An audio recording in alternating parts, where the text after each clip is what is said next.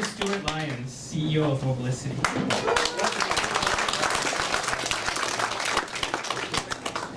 So I just want to welcome you all and thank you all for coming. So before we start, I'd like to let's get to know Stuart better. So, what phone are you using? How much do you use it each month?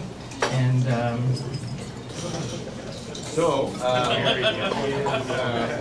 am married. I have many children. I have 4 children, so I have many children. I am using the Galaxy Nexus. I like it. I'm not a super Android expert, and I don't have. I use a native email client, and calendar client on it, which are not that great for enterprise purposes, but it's a pretty cool phone. I do like it. Nice big screen. It's fast, so I'm enjoying it. How much do you use it each month? Well, I was going to actually try and they have a nice an ice cream sandwich where you can actually see your data usage pretty clearly. They have a, but I probably use I always download some PowerPoints, things like that, surf the web, do some YouTubes, the odd Twitter here and there. I probably use under 5 gigs a month, maybe something like that. I'm not a big data guy, but probably 5, less than 5. So,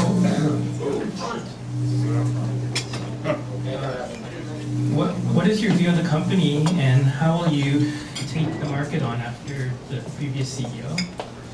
So actually, I forgot to mention one thing about the Galaxy Nexus. So, important thing about tonight. So we mentioned that we're obviously launching the Galaxy Nexus. We didn't tell you guys when. So the when, tonight, no, it's not today. It's February the 6th that we're actually launching the Galaxy Nexus. So it'll be available for sale February 6th, not too far away. And yeah, tweet it out. And here is the best part.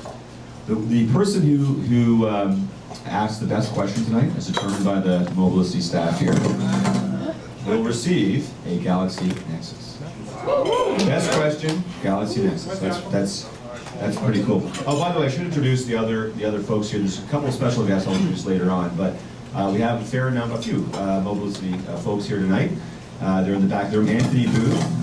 Whoops, that's me. This is bad microphone. Anthony Booth is our Chief Customer Officer, so he'll be here to answer your questions about marketing, sales, everything else in between. Thank you, Anthony, for coming. Next to Anthony, with the military-looking haircut, is Ryan Lousman. Ryan Lousman is our Vice President in charge of our network and systems, so our billing system and our network. And Cheryl, you may have already known. Cheryl's in charge of PR. And Trisha is in a part of our marketing team. So, a couple of special guests for announcement. Sorry, I want to get that out of the way. Oh, and tonight's format. So the previous CEO said that he wanted Mobilicity to be a dumb pipe. So what are your thoughts on that? Yeah, I mean, so let's step back. So let's take a look at 2011. So, and getting to your question in a roundabout way. So, 2011 was an important year for us. This microphone is not good. We launched another market. We launched Calgary, which is probably one of our bigger highlights of the year. Have a discussion. Yeah. Hopefully you guys can hear. Hopefully I'll be loud enough. Okay, is that if I'm not loud okay? enough, Yeah. And if I'm not loud enough, let us know. So 2011, big year for us. It was our first full year out in the field. Launched a new market. Had a full year of Vancouver and Edmonton and Ottawa. Launched about, I don't know, maybe a dozen devices, maybe more so, including some ones we got exclusively, like the Samsung Galaxy Mini, which is a great entry-level smartphone for us. A big year for us as well, and we doubled the number of sites, for example, in Vancouver. We added a pilot of sites in Toronto, and finished the year incredibly strong. Why is this still moving? So then we turn this thing on. Here, it's on. No, sorry. Now it's on. We finished the year incredibly strong. Our Q4 was a very strong quarter for us. You guys know, obviously, we had a pretty strong offer out there. And December, by the way, was our strongest month ever in the history of the business. We had very, very strong weeks pounding in and out in December. And can't confirm this until we see everyone's results, but pretty sure we were the fastest growing wireless company in Canada for 2011. So we outpaced everybody. So that's very, very excited about that. And it was was all thanks to great execution on our part, and a lot of customers that we worked hard to earn their trust and keep their business. So we were very, very pleased with our success in 2011. So moving forward, I mean, we're not deviating from the sort of the way we started the company. We really haven't. I mean, we've focused in on the fact that we're a value player. That's what we're about. So, you know, as Anthony can tell you, we're supposed to be the smart choice, right? So if you want to save money, if you want to, you know, get real value for your dollars in wireless, then you come to Mobilicity, and that's kind of what we're about. So that hasn't changed. So, you know, yeah, we're still focused on being value. We're not really, you know, trying to own content and stuff like that. We're fine just being a pipe and being a smart value player. So you're actually one of the founders of Mobilicity. I was the first employee. I was the very first guy. So have your expectations changed from? That's a ghost. Turn it on. Just put it on standby, apparently. Oh, it's off right now. Yeah, turn it to standby. Okay. Okay, cover your ears. Oh, okay. Thank you. Sorry. There you go. So from when your expectations, did you have to change your expectations from when you were one of the founders to now? Yeah, we have. I mean, you know, a lot has changed. I mean, when we started the business, you know, we didn't. I don't think actually when we made the business plan, I don't think there was an iPhone. I think it was prior to the iPhone, if I remember correctly. We didn't like smartphones. Obviously, weren't the dominant thing that they are today in every carrier's repertoire. You know, the world has changed a lot in a very short time, and obviously the competition in Canada has really caught on and been a lot more probably intensive than we anticipated. So there's a lot of stuff that's changed, absolutely. You know, all kinds of stuff. So I mean, yeah, a lot has changed, but I think what hasn't changed from our perspective is we always wanted to be, again, the value player and as well a low-cost business model. So, you know, we're heavily outsourced. That you'll hear a little bit more about that tonight. We have our vendors that do a lot of the heavy lifting for us, and that's strategic. It allows us to be very nimble and very low cost in terms of our fixed costs. And you know, we like to be scrappy and a little bit nimble, and you know, try and be aggressive in certain areas. You've seen us pop up with these very aggressive offers, then we pull back and we pop up again, and that's kind of what we're about. We're about being very aggressive and very tactical. So what's Mobilicity's interest in the upcoming 700 megahertz spectrum option in Canada? We're very interested in it. So you know, as I said repeatedly to anyone who will listen, the new entrants, us most importantly, need more spectrum to grow. We have 10 megahertz of spectrum in AWS, and it's a fact, it's a physical fact that after a certain period of time, you can only add so many more towers, and they have diminishing marginal returns, and we actually need more spectrum to add more customers. As well with data and everything else, 10 megahertz of spectrum after a period of time doesn't cut it. So we actually need, unlike the big guys, who I'll argue don't need any spectrum at all, we actually need spectrum. So a word on that, by the way. So I don't know if people are aware of this, but the big three in Canada have more spectrum per population than any carrier on the face of the planet. So look at Verizon, for example. They have, I believe, 1 megahertz of spectrum for every 1.5 million people that they cover. In Rogers' case, the number is about 200,000 people, or 100,000 people. So they've basically, you know, 10 to 15 times more spectrum, more per density than a Verizon does, which is crazy. I mean, you know, the United States players have, you know, 50 megahertz, 40 megahertz, you know, a little bit more than that. You know, Rogers and Bell and Telus, who share a network and they share frequency, they have, you know, over 100 megahertz. It's pretty crazy, and it's got under control. They already have all the choice blocks of spectrum all up and down the pipe. So, you know, our position is that the new entrants, if the incumbents don't get any spectrum in upcoming auction, that's fine with us. They don't need it. They have 850, which is a very similar propagation characteristic to 700. They got PCS they haven't fully utilized. They got AWS that they barely launched. Plus they got WCS and they got all the Inukshooks, but they can go on and on. You know, you can go on for hours with all the different spectrum holders they have. So our position is quite clear. The incumbents don't need any spectrum at all. The new entrants physically need more spectrum to grow. We actually need it. We can't survive without getting more spectrum. We have to grow. We need more spectrum. And if we want to offer more services, we want to offer LTE and all kinds of great stuff. You know, which, by the way, that infrastructure we're putting in place today, but we need more spectrum to launch it. So we're very, very, very keen on the 700 auction. So if the government sets aside some spectrum, you will try to be a player in the auction? Absolutely. You won't just be buying it just to make sure that the big three don't have it? We don't. Well, the big three have so much spectrum that would be a, you know, they already have enough spectrum to do whatever they want. So. Well, I mean, that's why they'll buy more spectrum, so that you can't have it. That's exactly why they left. Their only real motivation for buying the 700 Spectrum, in my opinion, is to block us out. I mean, they don't physically need it to offer LTE. They don't physically need it to do the, like they already offer LTE today. They do it in AWS, and you know, these days you can offer LTE in multiple bands. They offer it in AWS today, which is what Verizon's doing, and other folks as well. So they don't actually need it, in my opinion, but they're just trying to foreclose other folks who get it. Okay, so like Mobilicity, T-Mobile in the US, they deploy HSPA on AWS. So Right. pretty much any handset that you see on T-Mobile could show up on Wind or the other new entrants. So my question is, T-Mobile doesn't own any 700 megahertz spectrum in the States. Their 700 megahertz spectrum option already happened. Yep. T-Mobile did not buy any. So if you were to obtain 700 megahertz spectrum, but there might not be any handsets available that support both AWS and 700. Well, there will be, because people like Verizon will launch it in multiple bands. So Verizon has 700 and Verizon has AWS. They just bought, basically everyone bought T-Mobile's, they bought it all. They bought Spectrum Goes, they bought some Elite, so they actually have a lot of AWS Spectrum now. But they're not running HSPA. They're not running HSPA so far in AWS. Doesn't mean the handset will be reverse compatible. Also for roaming purposes, so it's a little bit, you know, it's still complicated with the chipsets and everything else, but from what we've heard, the way they're designing the chipsets is there will be backwards compatibility in 6.3G in a variety of bands, and then one of those bands will be AWS for roaming purposes for a whole bunch of things.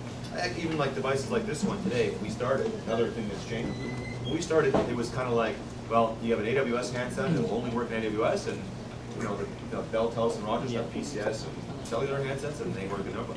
Nowadays, you have these pentabands, like this handset works in multiple bands, as does a few of our other handsets. But the more, in fact, so does the HTC Amaze, which we carry.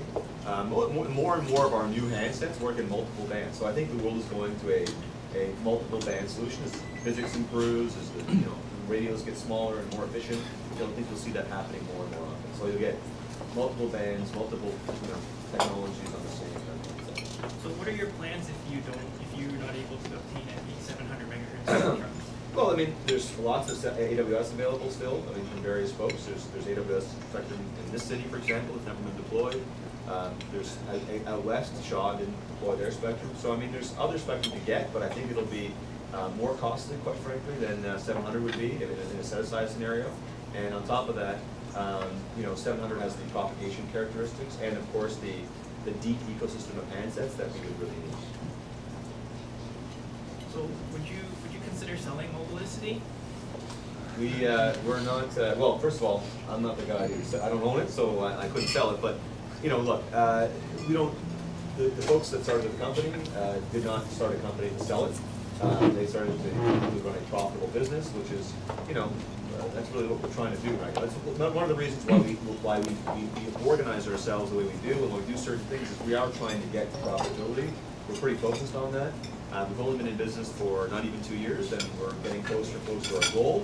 And as we get closer, we do more and more things to clamp down and start turning a profit, because we have shareholders that want return and debt holders that want to return, and it's time for us to start focusing on doing things. So the business is run to generate a profit, like every other business is, and wasn't created to make a sale. Okay, so you have I think 4 handsets which support NFC. Are you planning on doing anything with them? Maybe a mobile payment solution? It's a great question. NFC, I think, is an exciting technology that I think all of us and all the carriers probably can't wait to see deployed more often. We're obviously not the guys to be leading the curve on that, so I think we're trying to see how it unfolds here. I think we are a little concerned about the big three's involvement, and Rogers becoming a bank and all this kind of stuff. Are they trying to close off ranks on stuff like NFC? Which wouldn't probably wouldn't surprise me that much, but obviously would be I think we take issue with that. So I think, depending on when apps come out, everything else, yeah, we'll definitely be all over it. In fact, this year, one of our big plans for 2012 is we're going to hopefully be launching a series of mobile payment apps. Launch the business. We have mobile payment options right now, but they are what they are, and they're kind of first generation, so to speak. So we're looking at launching some nice, very, very well made Android apps, even iTunes apps for those who use iPads and things like that, and BlackBerry apps for mobile payments. So you can add money to your wallet using that. You can pay with credit cards and everything else. And so we're going to hopefully be launching those next few months. So we're actually going to be focusing on a lot of different ways to pay. But those aren't NFC. Not NFC, no, not NFC, but we are going to be doing more. We're focusing on paying our own stuff, but absolutely, if we are very keen on being right there when NFC becomes a fully form of technology. So when it comes to handset acquisition, is NFC a must-have yet? You know what? It's there on all the high-end super phones and smartphones. So even the Curve has it. Even the Curve has it. Grim has done a great job of incorporating NFC in their devices. Obviously, the high-end stuff all has it from Samsung and HTC and all the big guys. So, we again, to your point, we move for the most part in T-Mobile's wake, and they pretty much demand NFC, so we get the benefit of that ask. So yeah, it's something we're we're really excited to deploy it. We just haven't deployed it full potentially yet, obviously. Okay, so forum user Fenry wants to know if you're going to have visual voicemail. Visual voicemail. That's a good question. We haven't actually. Is that on the map somewhere? Have we thought about visual voicemail? We looked at it. We looked at it. Okay, so Ryan, who knows more than I about these kinds of things, says we're looking at it. So maybe we can ask him a detailed follow-up question later. But I don't have all the information on visual voicemail, but it sounds pretty cool if you ask me. All I know is I can't use the face unlock thing on this phone because our exchange policy won't let me, which I'm kind of sad about. I really wanted to try that. Wish I had a Stuart Lyons mask on it. Yeah. I don't know what it would get you, but. Or I can pull up your Facebook page and then. Oh, there you go. See, look at the fraud you could do with the face unlock. All right, better watch your phone. Okay, so forum user Nathan wants to know if you're going to have a missed call notification. So if you're out of service, like you'll get a text when you go back in service. Someone has actually offered us that service, and I think we said we wanted to do that. Yeah, so that's in plan. The problem is a lot of these things, you're all well-intentioned, right? There's probably about 20 of these things that we actually have in the hopper, and then the problem is something else comes up that pushes it back. So we're actually targeting. The good news is this year we actually have a bunch, you can talk to Ryan here later on a little bit about this when I'll call him up for some Q&A, but things like femto cells and UMA and all the kind of projects that we're trying to get going, and we didn't have time to do in the first couple of years, or a year and a half I should say.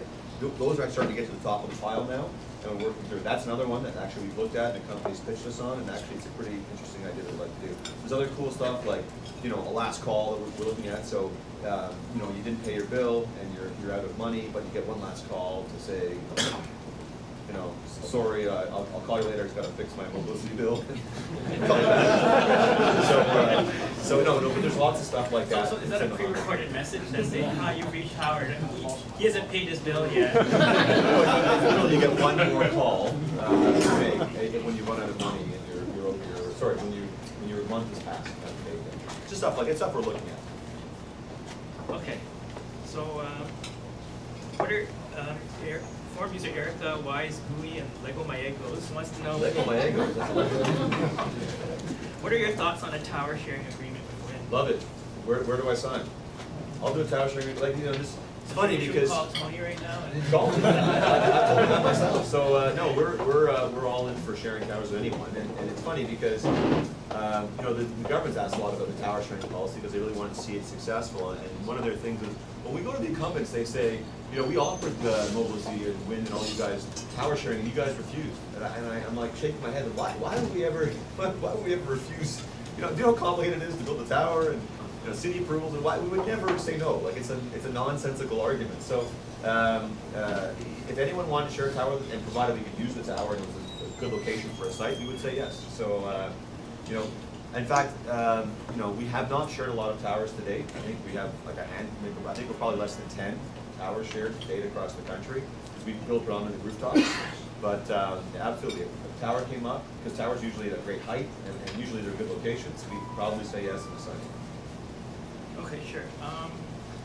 So I guess you mentioned there would be payment apps. So forum user Dragon wants to know, will they also be able to monitor their data usage and their wallet? Yeah, you can do that now that on our amss.mobilis.ca site.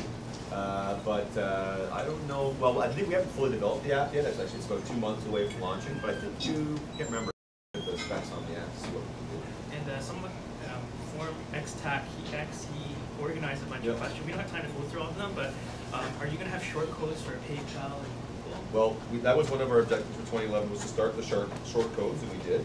We have a few more to launch, and the problem is we have to deal with all these aggregators. It's a little bit complicated to launch short codes, so we're kind of in round 3 on the short codes, and there'll be more announced as we add more aggregators. So yeah, we'll get to those. And can you comment about future expansion? So here's the thing on expansion. This is a question we get asked a lot. So here's the deal with expansion. So, you know, and our friends from Ericsson, who will be, or our special guests, kind of really surprised, we can talk about this more later. But when you build a network, you build it for coverage. So you say, okay, I want to cover all of Toronto, so the network covers all of Toronto. Then what happens is you start adding customers, and their behavior sometimes isn't exactly what you thought it was going to be, and they start bunching up in Brampton and Mississauga and downtown Toronto, and you suddenly find yourself plowing site after site after site in downtown Toronto, which is it's a good news story because it means you're getting a lot of customers there. But at the same time, the capital you wanted to spend to go out to Oshawa, you keep spending it on downtown Toronto. So the expansion question for us is not a matter of if, it's a matter of when. So we are expanding, absolutely, especially in the GTA. We're expanding, we're doing fringe expansion in our other markets as well, but it's a matter of when, not if. So, you know, we were hoping to do it even by now, but again, when you double up your site count in Vancouver in 1 year, that eats up a lot of your capital dollars. So we're going to be doing it, absolutely, it's just a matter of when. So, okay, and someone wants to know, when they leave Mobilicity, can they get their wallet balance back? You shouldn't be leaving Mobilicity, so I don't know why. This is no leaving Mobilicity. Right? Staying with Mobilicity, unless you want to pay more, I don't know why you want to do that. Okay, so We need to talk about that. so we're gonna invite them up now. Okay, so one of the things that's been on Howard Forums and the Mobilicity Forum lately is people have been talking a lot about the data speed. So, Well, this isn't really just about. So, anyways, just sorry, jump in. So I have invited Howard and I have invited some folks from Ericsson. So as I mentioned before, our business is incredibly outsourced. So there's 2 gentlemen here from Ericsson. These are the 2 guys, literally, who manage our network. So the 2 senior guys who manage the network.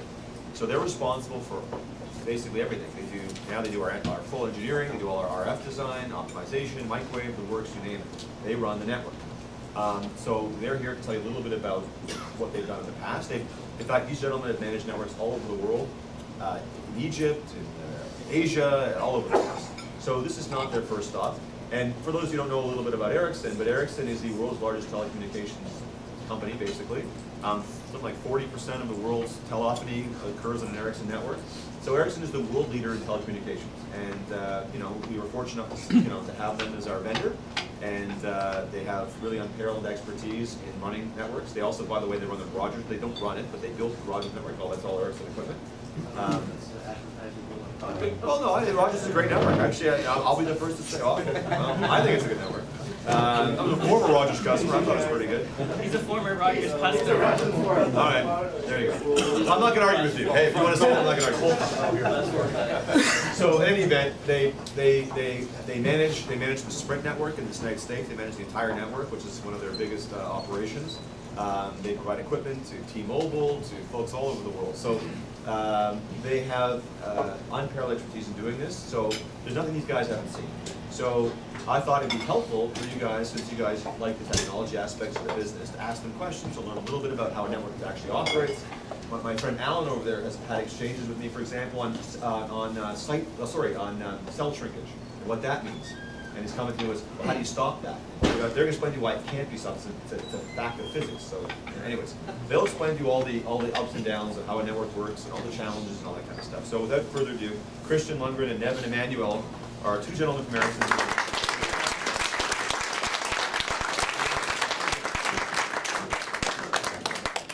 I'm not running away. I'm giving you guys space. Let's get to the other side.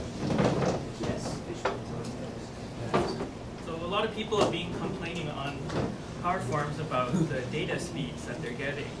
And what's happening is if you use more than 100 megabytes in 15 minutes time, that's about a little less than 1 megabit average, then you get throttled down to, I think, 16 kilobytes per second for 2 hours. And me and Stuart talked about this on the phone extensively, and about there's certain types of traffic that are shaped meaning they're kind of not allowed on this network. You can't, if you try to run BitTorrent, it won't work very well. Same with news groups. And what happens is with torrents, a lot of people encrypt the torrents, and what happens is there's some legit traffic which is encrypted, like SSH. If you're a Linux geek, you'll know what it is. And so if you SSH, it doesn't really work. So a lot of people are really annoyed by that. So before they begin, because actually some of the stuff they do on the like, they actually handle the data traffic, but they don't actually throttle it. It's another vendor. But anyways, I won't bore you with the details. But a note on the whole data piece. So I think that conversation is fairly extensive, of course, on the HowardForums website. I just probably to page 15 of that conversation. But look, what I will say is it's a challenge to manage a network like this. So, you know, we're a company that provides, as I said before, unparalleled value. For example, at Christmas time, you can get unlimited talk, text, and data for $17.50 a month. That kind of value is kind of unheard of, pretty much for most places, I would say, in North America.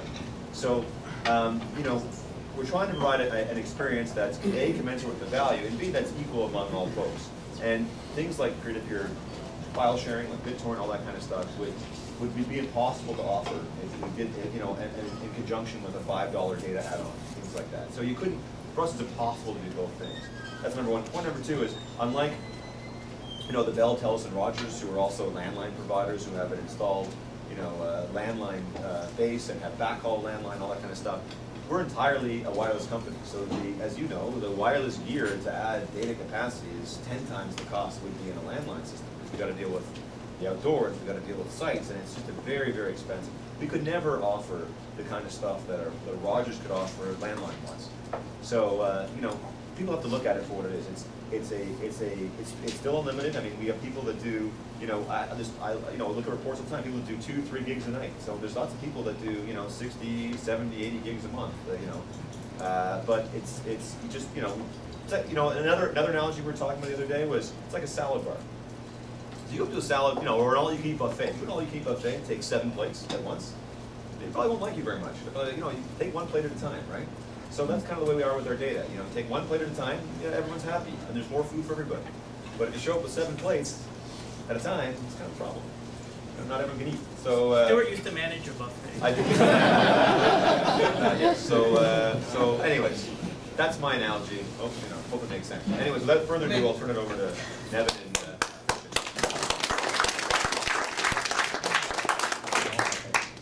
From a network perspective, I mean, you can. But everything has a limit. A little louder, please. Sorry. I was just saying, from a network perspective, it's the same as everything, right? You can deliver a lot, right? And it's just like, you know, this glass. You can only fill it up to a certain amount. And that's the same with the base stations, right? You can only fill them to a certain limit, right? And then once that happens, you start getting prioritization, right? Data, I mean, we've got to realize that this is a mobile network. It's here to make telephone calls initially. And that's the most important thing. So things like voice will always be prioritized. So if you suddenly have a group of people like we're in here, and everybody starts to make a phone call, everybody starts to make a data session, and somebody wants to make a phone call, the phone call has got to take priority. Because at the end of the day, it's a telephony network. It's a mobile phone. You're there to make a phone call. So these are some of the things that the network does. It prioritizes. It limits, based on the amount of capacity you have per site, it limits the number of people that can actually access that site. So what's the solution? This is what Stuart was alluding to earlier on. When you build a network, you build it to cover the space that you're going to sell to your customers. So basically what we do is we put a network map out there and we say, well, okay, we want to cover 95% of the GTA, right? We would sell sites all over the place. And then they start selling subscribers. We don't know where those subscribers are going to live. Not yet, anyway. Right? And that's a gradual, over time, evolution, right? And that's why we have things like optimization.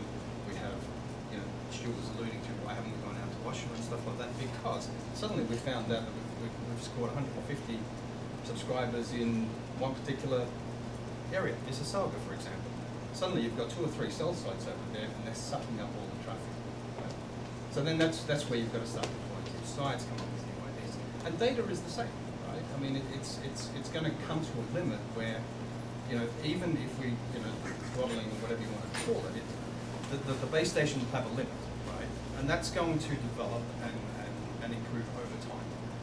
So I don't know if that answers the question besides the, you know, the salad bar scenario. But from a network perspective, right, you know, if we had a cell site where there was just one person on it, you'd be able to get great speeds and there shouldn't be any throttling or any visible limitations in the speed that you're capable of. Eventually we're going to go to 21 megabits, that increase the speed even further. But this is how the evolution works. So I don't know if that answers the question. Yeah. So, I guess for the, what challenges are there for the, so, sorry, I'm just a little disorganized all of a sudden, but user X TAC was saying for data speed, so would you have a, could we have like a volume, instead of having unlimited data, could we maybe have a certain, so you mean like a golden user, say for example, we turn around and say, well, this gentleman over here wants to have prioritized data speed. Yeah, the network can do it, right? Is it something that Mobilicity wants to introduce? That's a question we need. so maybe you could have a level of service where you can use it as much as you want, but it maxes out at, say, 1 megabit or 3/4 of a megabit. By the way, for the record, we're not done. This isn't like the final, what we're doing with data. Like, and now, okay, we're done. That's what we're doing. We're actually, we're only in about phase 2 of like 3 or 4 phases we want to get to with data. So Nevin alluded to something important that we're doing next year, which is we're trying to get the network up to 21 megabits per second across the board for this year coming up in 2012. You know, which you all know is theoretical at certain peaks, though. So the engineers, anyways. Yeah. So I mean, we're trying to get up to some pretty serious speeds. Now, will we do things like if you pay X dollars, you get 21. If you pay less, you get a medium speed, and if you pay like very little, you get low. So we're looking at doing all that kind of stuff. We're not. If I said to you on the phone, we had this conversation. I said, look, this is what the network is set to today. We've already changed that 3 or 4 times. You know, I changed it right after everyone was concerned about some YouTube speeds. I said, yeah, maybe they're being impinged too much. The other day we found out we had the BlackBerry Maps icon was unintentionally slow. We had to fix that. So we tweak this all the time. We've only been in business for 18 months. We got a lot to, Roger's been just 25 years doing this. So, we have a lot of tweaking to do and a lot of fixing to do, and we're only in the second phase of many phases of data. And, our end goal, spectrum, all spectrum, consider everything else, is to have multiple tiers of data, all kinds of stuff. Maybe we have a cab, maybe we don't, all kinds of things. So, it's a function of time and money and getting a few more subscribers. We're able to do that. So we're looking at all that stuff. So what challenges are there for deploying the 21 megabits? Why don't we have it right now? Well, I was going to say there is no limitation. It's just this. well, again, I think Nevin, you alluded to capacity, and one of the things that I find very interesting in running the network is the optimization. I mean, I don't know if you're aware of how alive a network really is. We have people who all they do all day long is just follow patterns, right? Because like Stuart was alluding to, and Evan as well, we get sales some places, other places show up, but you also got to remember that people move in different patterns, right? And you also have a lot of moving calls. So a lot of that comes into the day-to-day optimization. We have events that go on, so we need to do that. Another interesting thing is we change seasons. In the winter, we don't have any leaves on the trees, which we do in the summer. So that actually changes how we have to tune the network to perhaps not have too much overlap. Because that's an interesting point as well. If you have your handset and there's too many stations or sites actually trying to give you some kind of coverage, it could actually dilute your battery a little bit because it's trying every available tower to get the best signal. So that's the things that we do on a daily basis. And like Nevin was saying, capacity comes into the picture of where and how much you're going to get. And voice, based on 3TP, wide CDMA, always have the priority, right? So we see that on sites that you might have 12 calls, data will definitely be put to a secondary option. So I think when it comes to capacity, that's very much in the speeds we're going to be looking at is, we're going to develop that in cooperation with Mobilicity at certain cases, depending on where the traffics are and what the patterns are. That's what we will have to engineer together. But, you know, as Stuart was alluding to again, that's something that is being looked at here, and it's going to be very interesting to just. Maybe you can talk a little bit, sorry, about the relationship between power and cell breathing and all that kind of stuff, and how you add more customers, how the cells shrink and all that.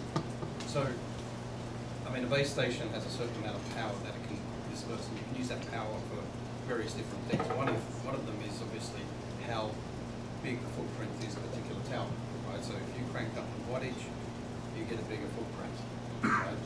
But then that limits the amount of power that's available for the base station to be able to take your call, right?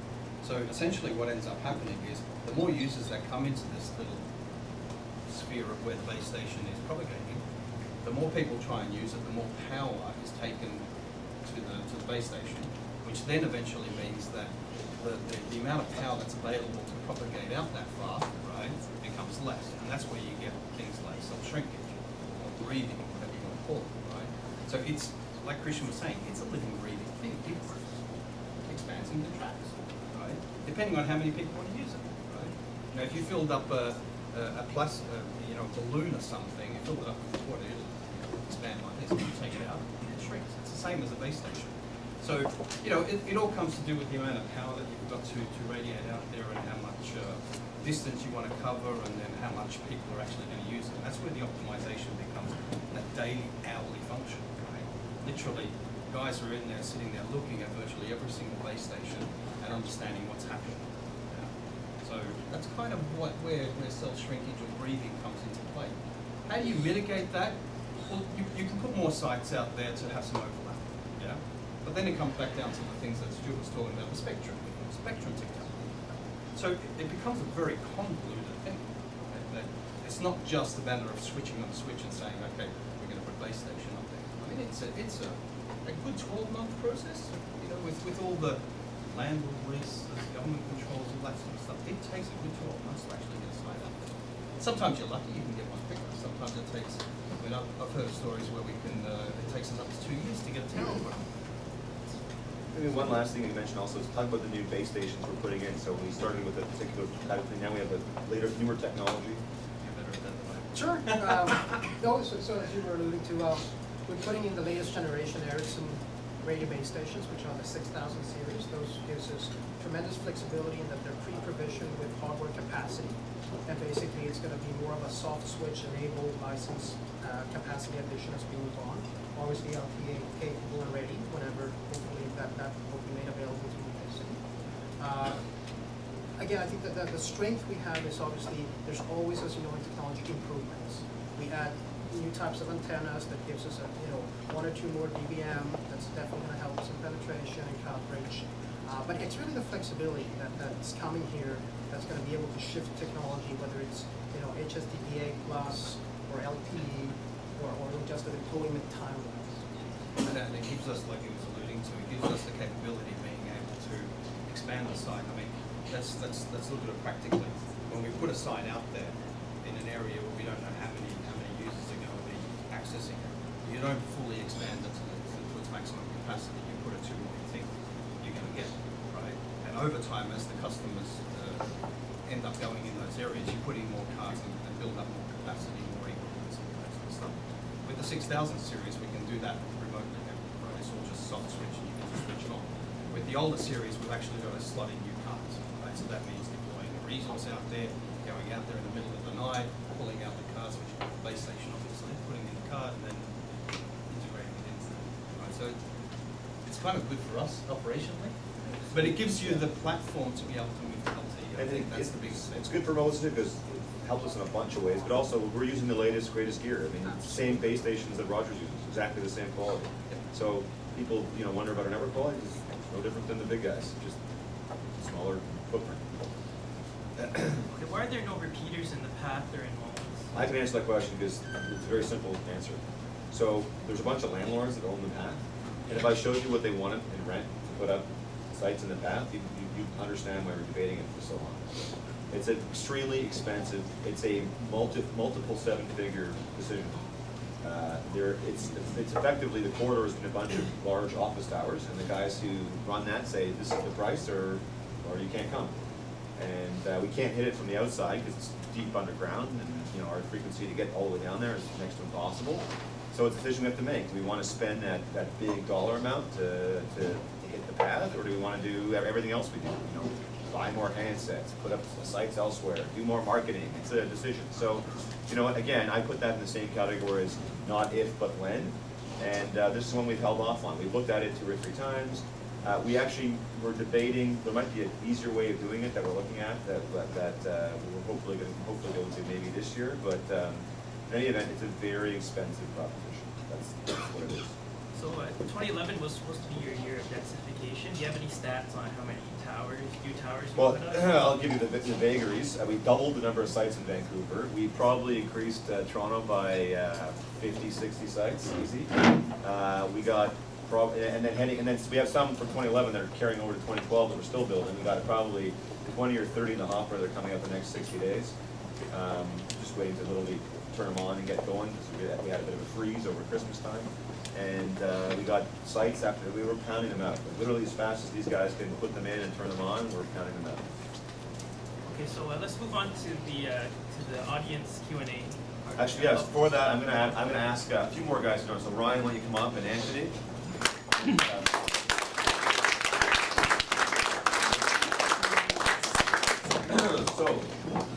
Good opportunity for you guys to ask, technical questions of the Ericsson guys. So this is a nice opportunity, we thought. And of course, the best question gets the phone. So, yes, you can. So fire away. And by the way, tell us your HowardForums handle. Go ahead. Sorry, go ahead. My name is Herbert. I post on Facebook, and my nick is Henry. Okay.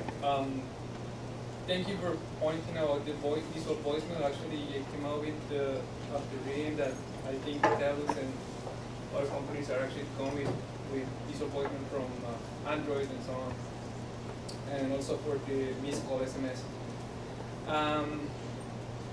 I have a few questions. Actually, I'm trying to make it quick. One is any way to, as an example, disable alerts for people who doesn't want to get like I got a voicemail or stuff like that? Is there any way to disable that? Second, MMS.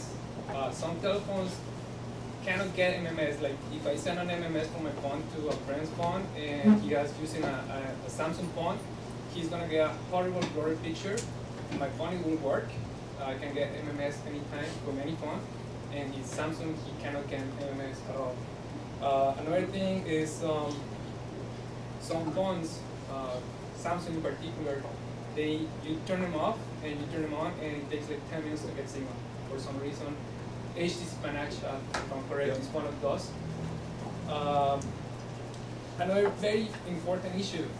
Sorry, SMS. you just keep freezing. Just two more questions. Just two more questions.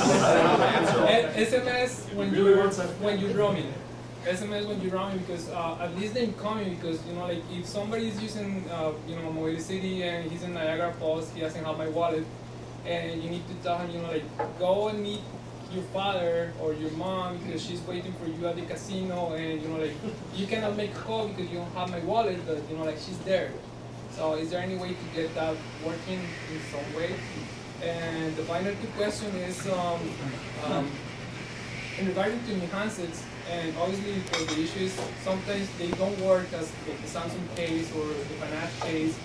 Is there any way to actually get people from us, at least like have 5 people to test the devices before, so you can get like feedback from customer side before you actually push them out? And the last one is in regards to marketing to other people. Wow. I'm not finished. Stuart, sorry, it's not everyone. I'm sure has a lot of questions to answer, and because there's a phone involved, I think there should be a limit What's your on most questions. important question to answer? Yeah, of those, which is the most important one? Which one do you want to I think answer? it's not entirely for me. It's actually like a lot of people have other questions as well. That's all. So you got some technical stuff. You can talk to Ryan afterwards about the MMS and all that kind of stuff. Yes, we have people. We don't just take a phone and then say, here, let's see if it works. And we actually have a team that does test the handsets. There's some. I'll answer one of your questions for you. I'll pick one. So you want to know why the panache takes so long to find signal? It's because of our SIM. This is a really technical answer, but there is an app on the SIM, and it's got to do a bunch of it. Because the way we do roaming internationally, we have sponsor roaming, but 2 IMSIs on the thing, and it's got to check, it's got to run this applet first, and long, blah, blah, blah, blah, blah. It takes a long time to load the signal. So not ideal, not the way we want it to be. We've improved it somewhat on some of our newer handsets. It's actually quite quick. For example, on the Galaxy Nexus, it's actually quite quick. And in some of the Blackberries, it's quite quick now too. So not the experience we wanted. We noticed it was a long time when we bought the handset, but you know, it was that's what it was. So that's one answer. Thank you. Okay, you go. You're the moderator. All right, this was asked previously, but... By the way, Alan BS is his... Alan BS. I am not Razor. So, it was asked before, but in a different way. When people pay nearly full price for the phones, let's say they're with Win, after 3 months they get the unlocked code. When, if at all, is Mobilicity going to do it? You want to answer that, Anthony, or do you want me to answer?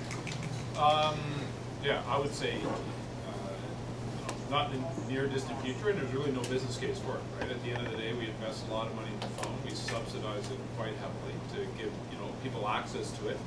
We need to manage a return on that. The customer life cycle needs to be well past that 3-month mark, and I'm not going to invest a lot of money to get people to walk across the street and go to Win, right? So we do a great job of treating our customers very well. We take it very seriously. We do everything we can to make them happy.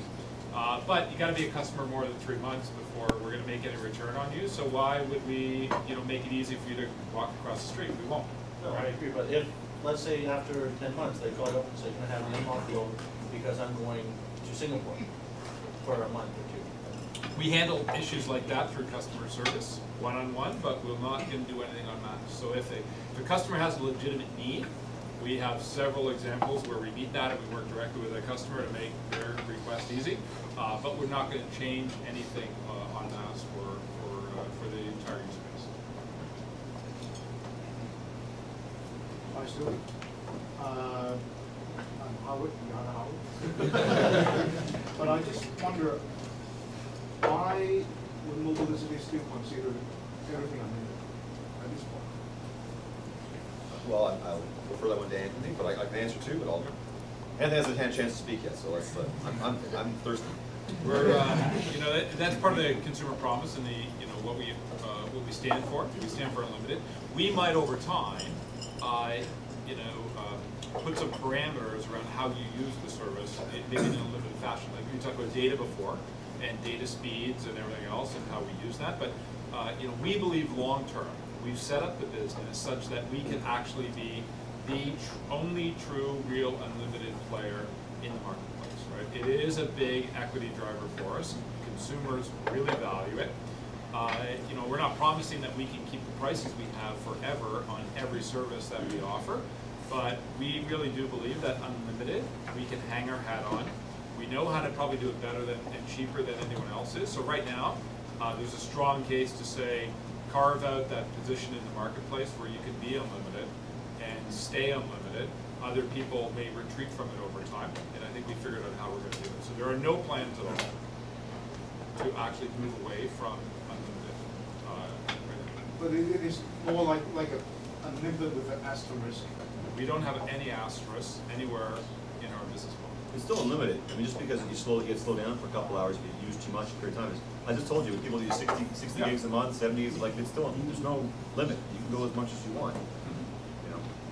Again, 7 plates of the salad bar versus 1 plate. You can go up for 1 plate 100 times. We're not going to How stop. many people honestly, I don't need, we don't have to like but among your subscribers, Yeah. like how much percentage was a lot of people doing that, or There's a lot. Yeah, there actually is a fair number, but it's not. It's the fact is it's still unlimited, right? I mean, other folks, cut off. Do the soft cap, 5 gigs, everything else.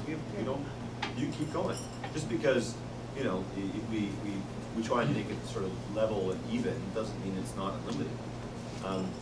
Again, we're not trying to make ourselves out to be anything that we're not. We're not the guy. If you want to watch Netflix, why are you using Mobilicity? It's probably not the best place to do that, right?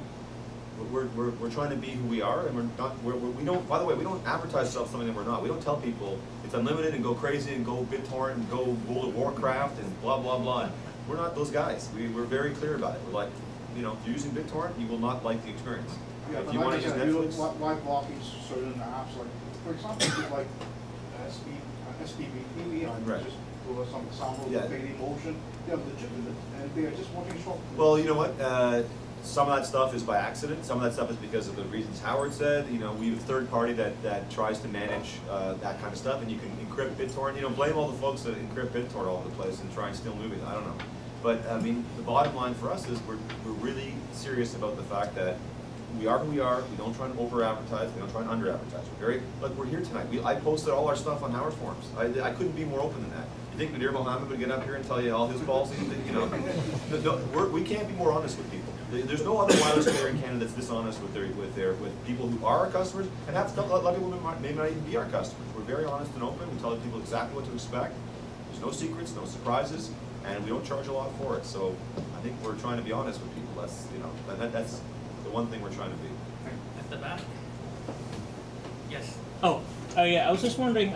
You mentioned several times that you are trying to make profit, right? But the way I see it, with the data consumption that people have these days, you just become another utility company, kind of like in a condo where you pay like a monthly utility fee.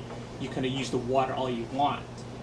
Why aren't you doing something that's called the value-added service, where you, let's say, build an app that is exclusive to Mobilicity customers, then that would resolve issues with MMS or SMS not receiving because of different phones?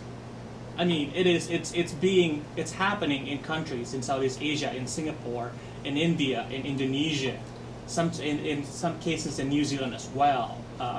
Is that something that you are interested in? I didn't understand what your question was in the end. What do you want to build? Why aren't you building something like a value-added service? Yeah. As where you know, you would resolve a lot of issues, like with the MMS issue that one person was asking. So you mean a portal that can send the trouble ticket to the network guys, for example? No, like an application, like a mobile app. Yep. It's called the HowardForums app.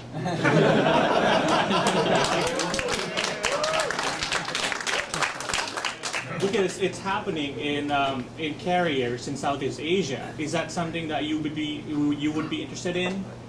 To be honest, I'll be honest, because again, we're talking about honesty here. I don't totally understand what you're referring to, like how an app somehow fixes Like, an MS problem, that's just an example, but what I yeah, mean. but look, we're very open to that kind of stuff. If there's apps that can solve that, you know, that solves our MMS issue that we may have on a phone, why wouldn't we look at that? Absolutely, we would. But you have to build it yourself. That's why I'm asking. Why aren't you doing it? We're not an app building company.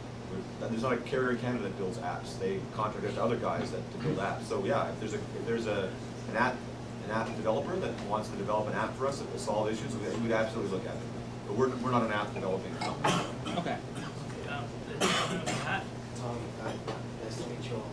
I get the strong sense that Mobilicity wants to be the value here, and I bought into that, and I believe it. I used to travel quite a bit, go to the United States, and coming from Rogers, I would always have a U.S. SIM.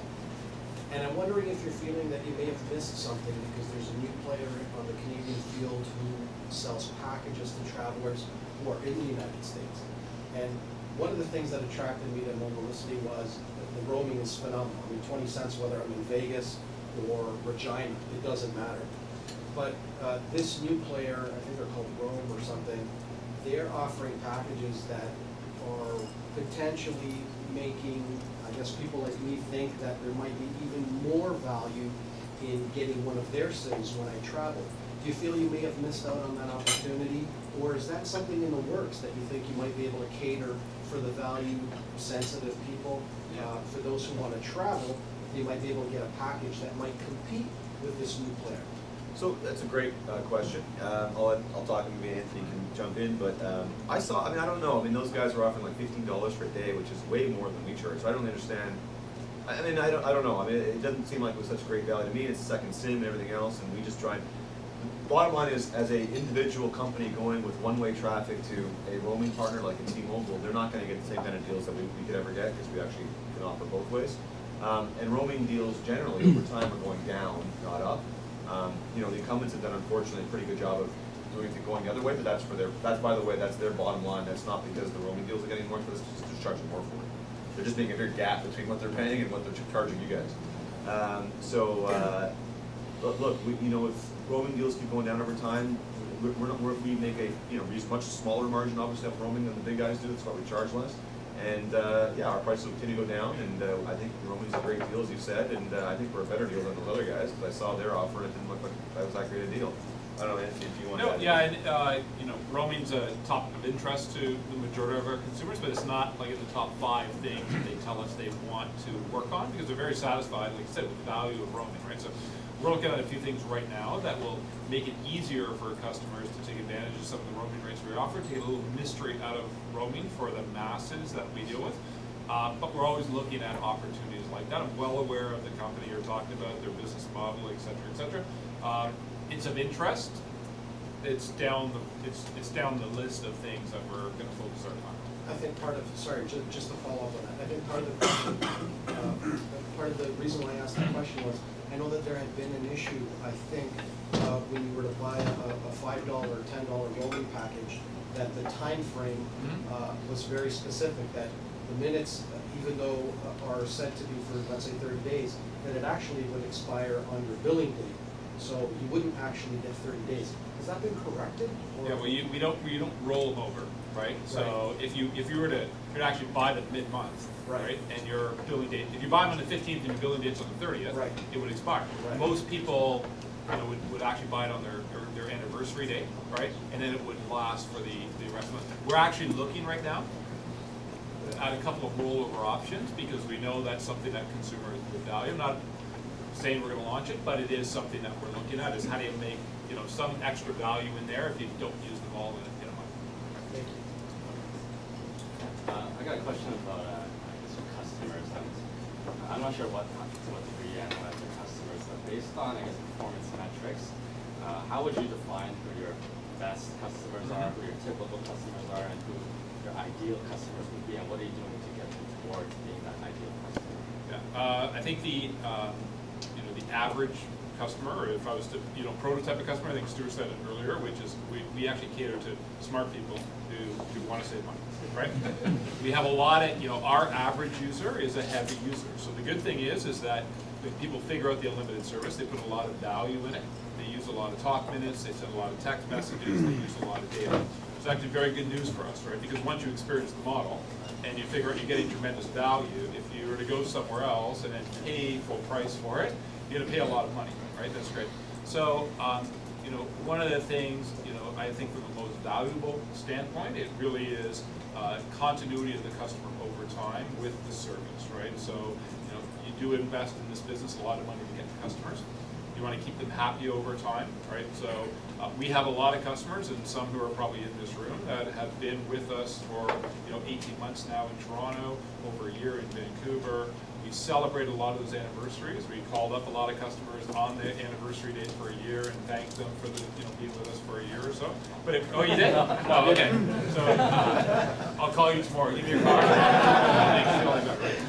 But I think that's a great customer, and I think it's a good two-way relationship where they value the service and the price we give them, and we value the fact that they're good customers, stay on the service, don't abuse the service. So I think, as we talked about earlier with data, right? There's a lot of customers you would say aren't good customers because they abuse particularly data, and they make the experience for the masses very poor. And we're very open and very aggressive about weeding those people out of the service because they're ruining it for everybody else.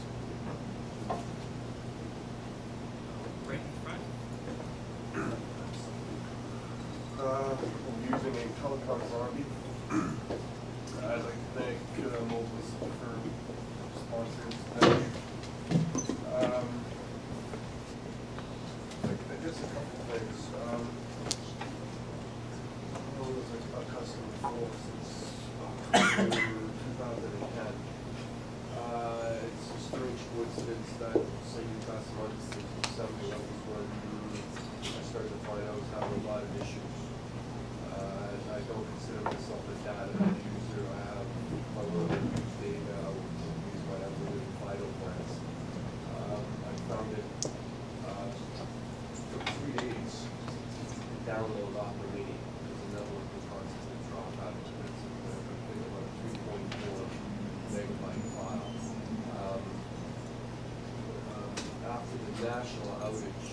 found that if one app didn't work anymore, it has another app that never worked at all on your network is Daily Motion. But you did test it, the other rate you get to it, but the application you can't get to. So you have a vendor, Sandvine, who claims that they enhance the network, the internet experience. They're a supporter of net neutrality. So why is someone blocking the 32nd most popular website on the internet if they're a supporter of net neutrality? And you're claiming you're a value service, you want smart customers, but then when smart customers use the service, you're kicking them off the network. And I have had some communications with some of your tech support people when this first started, and they didn't read me the memo verbatim, but they said they were taking a lot of using any more than 1 or 2 gigs a day. So that is true. I'm not making what up this up. So is there a reason why those two apps, like SPV TV and this Daily Motion, don't work on Mobilicity? They work honestly on every other company. You know what? Sorry, so Daily Motion worked fine when I had a Mobilicity sim in here, the app, not just tethering. Well, that doesn't work in the Nokia, so it's a different port. The SPV doesn't work. So you're beyond my no, this one my network intelligence. So yeah, so you know what? You can talk offline maybe with Ryan or you know maybe Christian too or something. To be honest with you, I laughed. Okay. I forwarded the number out. I was reading earlier this month that the top 1% of mobile users in the world are consuming 50% of the bandwidth, and the top 10%. The top 10% is 90%. So I know that you guys pride yourselves on offering unlimited data, but do you think it's inevitable that you might need to move to a tiered program to provide that bottom 90% with I guess packages that better suit their needs? Because if they're getting throttled when they're on because they're on unlimited, when they could have a smaller package that would provide them with with a package that better suits their needs, and then they wouldn't run the risk of being throttled and only throttle the people who are really using a lot every single month. Could be. I mean, absolutely. As I said, we're only halfway through what we want to do with data. We've already talked about things we want to do with data speed, so I think that's definitely something we want to look at. And if you want to pay more, why wouldn't we give you faster speeds and maybe more? Do you think that would solve the problem? I mean, if the top 1% is using 50% of the bandwidth, right, provided it's better value than, I'd say, Rogers or even their regular internet provider, assuming they would pay that, if it's good value to get the premium service. Do you think it would solve the problem if that 1% is paying the premium, they're still taking up the same amount of bandwidth despite the fact they're paying more? That question that you're asking is probably one being pondered by CTOs and wireless folks and landline, the ISPs all over the world, because it's a very current and very serious issue. I mean, that's you hit the nail on the head. I mean, it's hard for networks to keep, whether they're wireless networks or landline switch networks or all kinds of stuff, to keep up with demand. I mean, you said it yourself. There's insatiable demand for data out there, and it's how you deal with it. It's much more challenging though on the wireless side than it is on the wireline side for obvious reasons. So, we're constrained by physical geography, we're constrained by spectrum, all kinds of things. Whereas you're not looking at any of those things on the landline side. So, great question. If I had the answer for it, I'd be making a lot more money doing a different job, and I don't know. I'd probably be a hero to lots of people if I knew the answer, but I don't. It's a good question though. Maybe a very good question. We'll see. Just let me finish up on that. You're absolutely right. It's a challenge for a lot of, if not all of the networks out there. I've travelled around the world, originally from Australia. I've worked in England, Egypt, Canada, Sweden, and the phenomena of these smartphones has really made a big impact on the network capacity. Every single time you switch on that handset, it's polling the network now. Before it didn't do that, right? When it was just a voice network, it was simple. We could calculate things a lot easier. right? Facebook, Howard's Forum, things like that, they're constantly sending pages out to your handset. You know, Facebook is one of the biggest ones, right? I mean, you have a Facebook account, right? It is literally connected to the network all the time, even when you're sleeping, right? We don't realize it, but it's from a signaling perspective, it's checking your, whatever it's called, the access to your Facebook account, it's checking to see if there's a new message there for you, you know? So the phenomena of all these apps and the smart handsets have really had a significant impact on how you dimension a network and how you plan the network. I mean, you just take an extra app that comes out and everybody, I mean, something crazy like Facebook, right? It changes the whole equation. It really does. So it's a moving thing. So it's really challenging. Okay, that's the last question. Lady over there. Oh, thank you for putting together great to have a chance to talk. I'm sure a lot of people in this room are all tech savvy. They all have the latest and the greatest phones and super phones, smartphones, whatever. But I'm sure Mobilicity has a client base of people who just want to be here because they want to save money. They want to get rid of their landline. And they don't know anything about technology. They just want to dial out. They just want to use it as a simple phone, like a phone. With the lineup of phones since Mobilicity launched 8 months ago, there were a lot of lower-end phones, and then a couple of higher-end stuff. But now it's leaning more towards the higher-end phone, I'm sure because of the brand. But are you going to keep in mind to like keep your tech unsavvy people happy by having a bunch of large keys and big screen phones with like nothing on it but like you know, the ability to dial in and out? Yeah, the question is yes. And you think over December, right? Price point's got a lot to do with it, right? But Wink was a very popular product for the LG Wink over Christmas. Very basic phone, right? Part of that challenge was managing supply as well through the OEMs, right? And the OEMs react to global trends. And Stuart and I were just at the CS, and you don't see a plethora of feature phones coming out of the OEMs either, right? So we know that we have a lot of consumers in that pocket, like you said. We have a lot of first-time users. We have a lot of students. We have a lot of people in the 10 to 14 age groups where their parents just want a phone for them to start with, and we have to actually meet that demand. So yes, we'll always have feature phones. Or like parents and grandparents. Sure, yeah, and we're working with OEMs to make sure that there's always a lineup of phones. And I think when we met with all the OEMs a couple of weeks ago, it's one of the questions we asked is say, you need to have a continuous supply of feature phones for us. We know there's a nice market for things like cheaper Android phones, etc. But there always will be in Canada a market for feature phones, and we will always be looking for great feature phones for our customer base. Absolutely.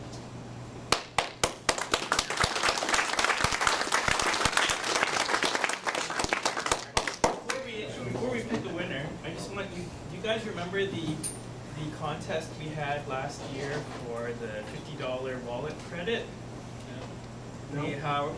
Why you like Mobilicity. So what they actually did was they took most of the entries and they put them inside this HowardForums logo, and it even has the people's usernames. So maybe we're on there. Here. Yeah. Nice. Yeah, I know yours is on. Mr. Conviviality. Let me see. That's it. Mobilicity makes me look like a hero. Okay, so you'll all get one on the way out. How much is the Google Nexus? How much is it going to be? Yeah. Oh, there's also a hat. Oh, yeah. It's cold outside. Right, this is treats. That was I don't think we've announced the price point, but unfortunately it's an expensive one. I don't think it'll be cheaper than $5.99, unfortunately. But it's just it's not our fault. It's you can call Samsung. On pricing, if it is only $50 cheaper than some other carrier, then I don't think that is subsidized much. Well, you'd be surprised. There's anyways. There's dealers that make money on our selling our products, and they, anyway. So there's still subsidies on all handsets. So I guess is it picking in the winter time? It is indeed. So we need to confer here on the winner. All right, I'll go with the guys and see what who the winner is. Let's see what we think. Get ready to have a new phone. All right, it's been unanimous. I think what your name is? Jane. Sorry? Jane.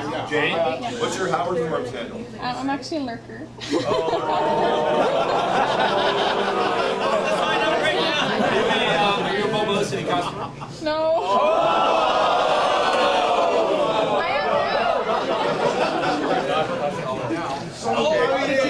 I actually have a reason I'm not a Mobilicity customer. Sorry? I actually have a reason I'm not a Mobilicity customer. You can tell us after. Okay. Are you a Mobilicity customer? I am. All right. So what's your HowardForums handle? LOKYE. Here's our winner. Woo!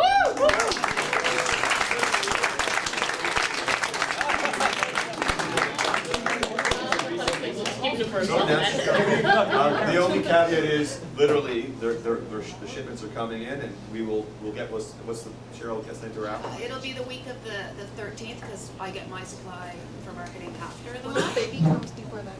Sorry. I'll take care of you before you leave. Just give me your contact information, and actually we'll probably have it, but just to make sure, and You'll get the we'll first ship it one. to you. You'll get it before it hits the stores. Okay. Woo!